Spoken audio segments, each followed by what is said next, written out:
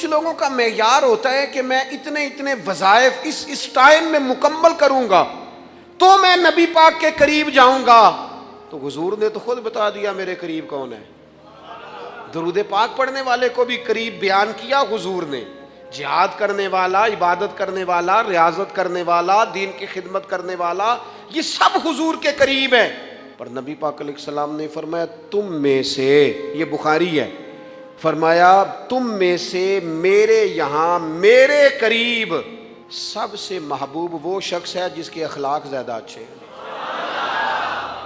جس کا رویہ لوگوں کے بارے میں ٹھیک ہے، جس کی نیتیں، ارادے، لہجے لوگوں کے حق میں نرم ہے، وہ میرا محبوب ہے.